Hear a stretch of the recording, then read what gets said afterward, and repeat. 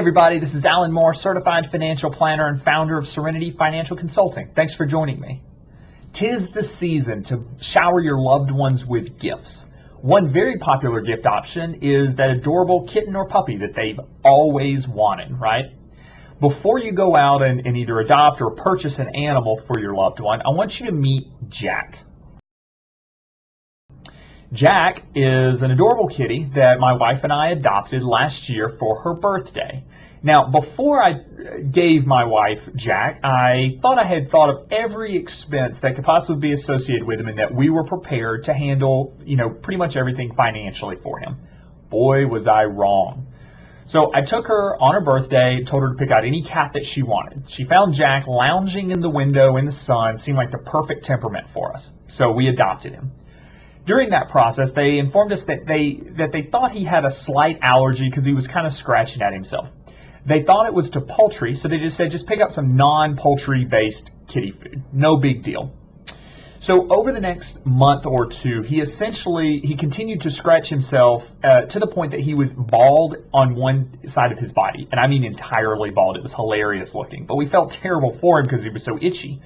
So we took him to the animal dermatologist. Yes, that specialty does exist.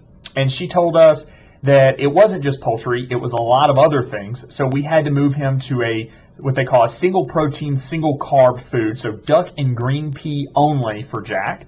We had to ditch the ammonia-based cleaners, which may have been a good thing anyway. And we had to throw away the Glade plugins we had just bought. Okay, so the itching sort of subsided and everything seemed fine.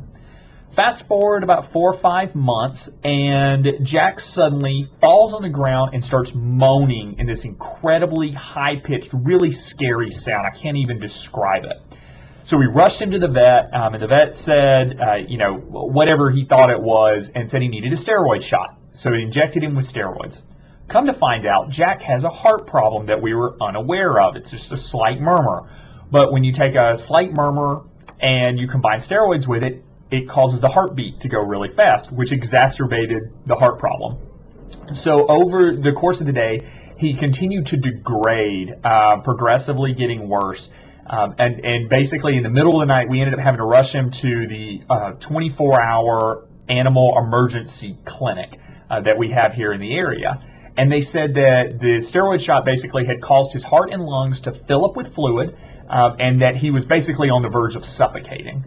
So we had to leave him overnight in a kitty incubator, and I promise I'm not making this up. He had a catheter in him. It was incredibly sad.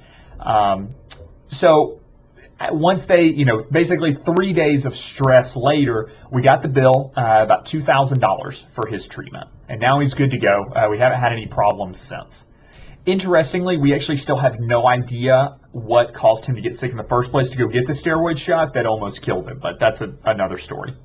So why this sob story about Jack? I can assure you we were not prepared for a $2,000 vet bill. If you are planning on adopting a pet, either as a gift or for yourself, you need to be setting aside money for their expenses. From flea treatments to their annual vet visit, heartworm medication, food, these expenses really add up. And if you don't sit down and look at how much it's going to cost, it can surprise you. Your animal deserves to have an emergency fund set aside just for them. Try to put money aside every single month into an envelope or a bank account specifically for them for whenever they get sick.